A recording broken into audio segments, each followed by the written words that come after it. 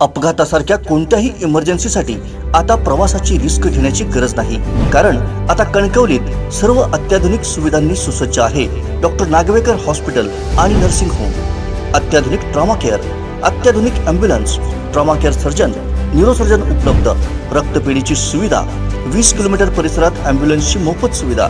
Doctor Nagwekar hospital आणि nursing home 24/7 emergency service. Mobile 9852 108 108 आणि 8803 108 108। प्राण्यांना शुद्ध पाणी मिळावं यासाठी प्राणीमित्र सौ शिल्पा खोत आणि डॉक्टर प्रसाद धुमक यांनी पुढाकार घेतलाय। मालवण शहरात पाण्याची 100 भांडी ठेवण्यात येणार आहेत। याचा शुभारंभ नुकताच करण्यात आला आहे। सध्या प्रचंड उष्मा वाढला आहे। जसं मनुष्य प्राण्याला पाण्याची गरज असते, तशी प्राण्यांनाही पाण्याची गरज असते। त्याची तहान भागवणं हे आपलं कर्तव्य आहे।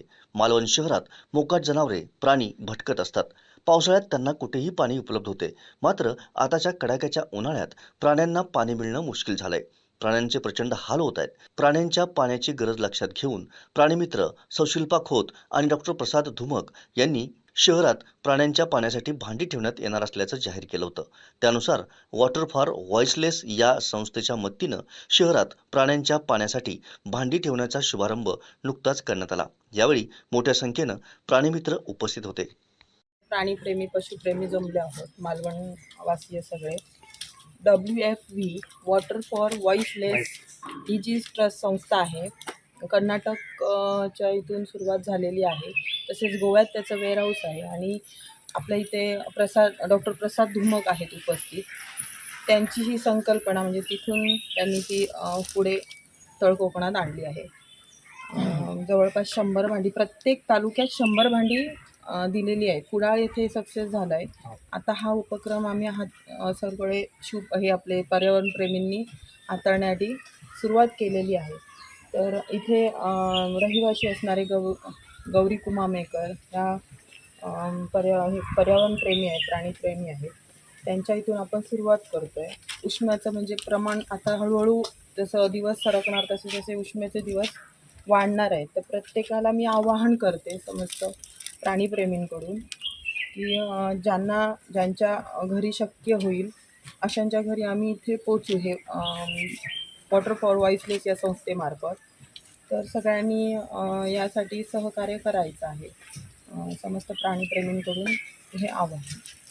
3 मार्च 1973 ला आपल्याकडे युनेस्कोमधून हा जागतिक वन्यजीव संरक्षण दिवस असा सुरुवात झाली। वन्य प्राण्यांची जी तस्करी याच्यावरती मर्यादा यावी म्हणून एक कायदा निर्माण झाला आणि त्या कायद्यापासून हे सगळं सुरुवात झालं। आपल्याकडे एक चांगली संकल्पना आहे की युनेस्कोने किंवा आणखी कोणीतरी याच्यामध्ये लक्ष घातल्यानंतर आपल्या देशाकडून लक्ष घातलं जातं असो, परंतु आता ही संकल्पना पुढे आपल्याकडे राबवली जाते आणि यावर्षीची जी थीम आहे वन्यजीव संरक्षणासोबत आपण सगळे, तर याच्यासाठी मी यांना सगळ्यांना शुभेच्छा देतो।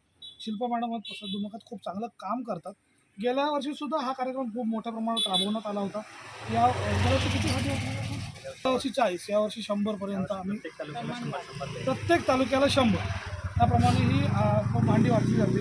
मी वन्यजीव प्रेमींना किंवा याच्यासोबत आणखी गडकिल्लेवाले लोक आहेत त्यांना सगळ्यांना विनंती करेन की ही करा, म्हणजे ही गेली पाहिजेत जास्त करून वन्यजीवांसाठी किंवा वाईल्ड लाईफसाठी। त्यामुळे तिकडे ही जर जातील तर त्यांच्यासाठी खूप चांगले आहे। मात्र नुसती भांडी पोचवून त्याच्यामध्ये काय होणार नाही, पाणी पण त्याच्यानंतर पुन्हा प्रत्येक ठिकाणी दिलं गेलं पाहिजे। धन्यवाद। कोकणातल्या ताज्या घडामोडी आणि लाईव्ह अपडेट्ससाठी फॉलो करा कोकणचं नंबर 1 महा चॅनल कोकण 7 लाईव्हचं फेसबुक पेज।